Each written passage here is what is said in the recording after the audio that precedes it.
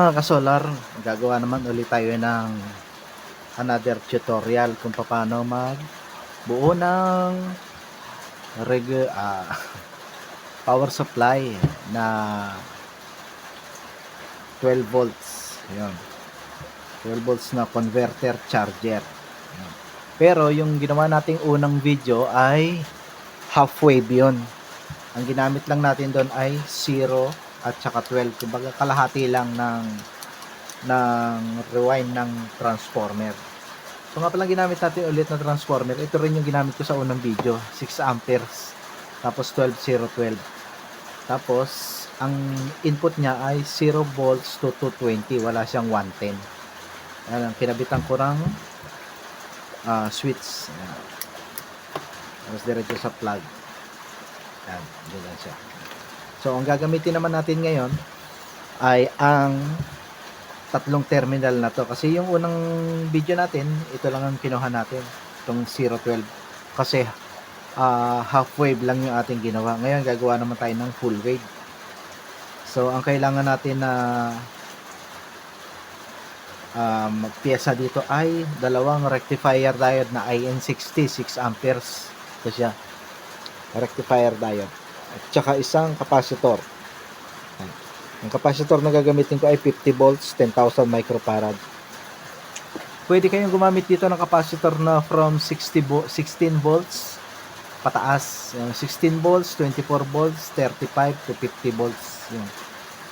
Tapos, wag lang kayo gagamit ng mas bababa sa 16 volts kasi may tendency na sumabog yung capacitor pagka malakas na kuryente ang pumasok sa kanya. Kasi ang lumalabas dito, nakasulat dito ay 0, 12 volts, pero sa totoong buhay ang lumalabas dito ay 17 volts. 17 volts kasi dinesign talaga siya na ganito para gamitan siya ng regulator. Sa gayon, hindi siya ma-short ng supply kasi meron siyang excess na 5 volts. Ayun. So, simulan na natin. Ikabit na natin itong diode. Ang diode nga pala ay, ang palatandaan ng diode ay itong merong guhit na kulay puti. Yan. Yan, may puti na yan. Yan ang positive. Yan. Tapos, yung walang guhit na puti, yun naman ang negative. Bali, ito yung negative side na to. Ito yung positive. So, ikakabit natin to dito ng paganyan. Okay. Hinang ko na. Ihinang na natin.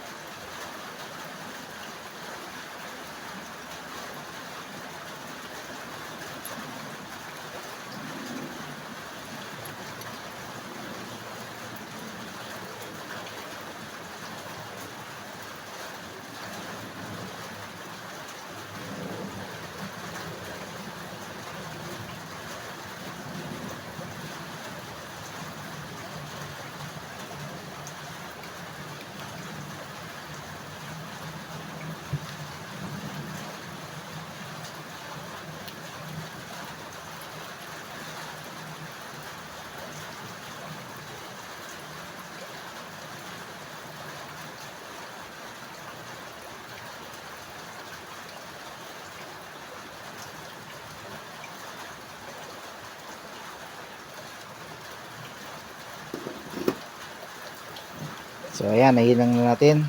Ang kinabit ko sa terminal ng transformer ay dalawang negative. Ayan. Tapos ito yung dalawang positive. Ngayon, ang gagawin natin dito, pagsasamahin natin yung dalawang positive. Pero bago natin pagsamahin yung dalawang positive, ikakabit muna natin itong capacitor. Yun, muli nga pala, itong capacitor, ang palatandaan nito, kung nasaan yung negative, ayan, yung merong sign. Halos lahat ng klase ng capacitor, merong white dito sa kabilang side. Yung terminal na yan, ibig sabihin, yan ang negative. Ayan, meron siyang sign na minus. Yung kabilang side, yan ang positive, wala siyang sign. Walang palatandaan. Basta negative lang ang nilalagyan nila ng negative sign. O ng puting ito, kulay puti na to. So, ang gagawin natin dito ngayon, itong negative na to, dito natin ikakabit. Dito sa gitnang terminal ng transformer. Yan, diyan siya nakakabit. Tapos, ito namang dalawang paa ng rectifier diode, pagsasamahin natin, ikakabit natin dito sa positive. So, ayan. Nangin na natin.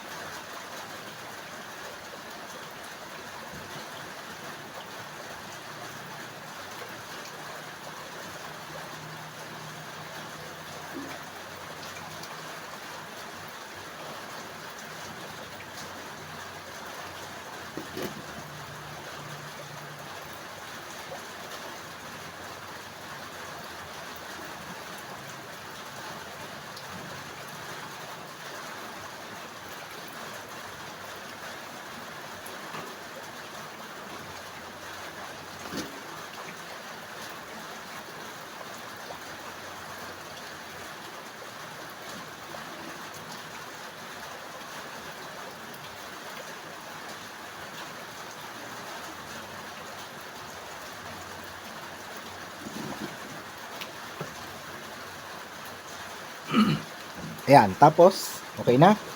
Naikabit na natin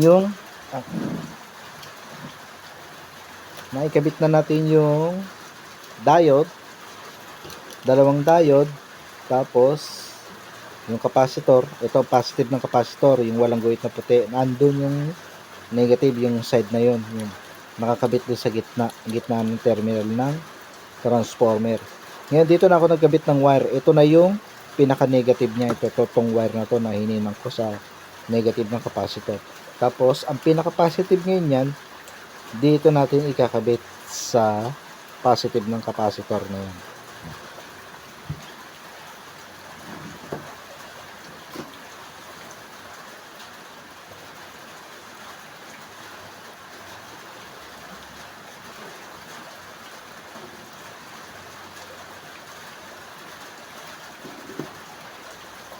Ayan. Okay na. Tapos na ang ating power supply. Converter, charger. So, pwede na natin testingin. At tingnan natin yung reading. Kung ilang volts ang lumalabas.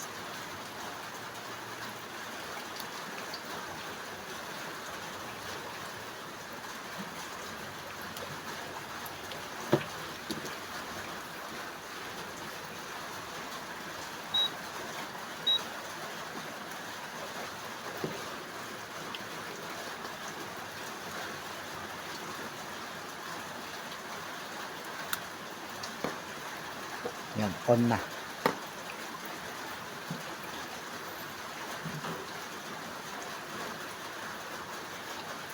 Positive and negative. Ayan. Ang reading 17.7 volts.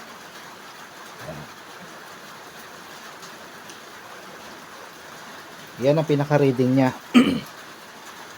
Kaya siya laging lampas sa 12 volts kasi hindi pa siya naka-regulated. Pagka nilagyan siya ng pinaka-regulated na power supply o ng circuit board na regulated or yung pinaka-regulator, yung saka lang siya magiging fix sa 12 volts. Pwede nyo rin siyang gamitan ng ganito, ng back converter na adjustable. So, pwede nyong magamit ng 3 volts, 5 volts, 6, 7.8, 9 volts, o 12, hanggang 17 volts. Yun lang ang kagandahan nito. Kaya, okay tong ano na to. Okay tong transformer na ito. Yeah. Pwede nyo rin siyang gamitin pan-charge ng battery ng motor, battery ng sasakyan. Basta 6 amperes pataas, okay sa pan-charge ng mga battery. Pero wag sa mga battery ng pang solar kasi hindi siya gano'n ka accurate ang volts niya. Delikado yung baterya niyo ng solar. Pwede lalagyan niyo siya ng ano, ng pinaka-regulator. Halimbawa, yung lithium iron phosphate, ang full charge niya ay 14.6. Kailangan i-adjust niyo yung ano, yung gagawin yung regulator sa kanya ay 14.6 lang o kaya 14.5, mas mababa ng konti. Huwag lalampas, delikado yung ating battery. Yan, okay na. O, sa susunod na video naman natin, ang ipapakita ko naman sa inyo ay kung paano install ang yung naon nating video ay half wave, ito ay full wave. Tapos pag ito naman ang ginamit natin na diode, ito yung tinatawag na bridge type na diode. Yan. Ang katumbas nito ay 4 na ganito. Ang isang ganito, 4 na diode. 4 na rectifier diode na ganito ang nasa loob niya. Iba rin ang installation nun. So, yun ang isusunod nating video. Okay? Thank you very much. Sana nakatulong ang aking video. Kung meron kayong katalungan, ano lang, comment lang kayo sa description below. At aking sasagutin yan pag aking nabasa. Maraming salamat ulit. Ayan. Thank you.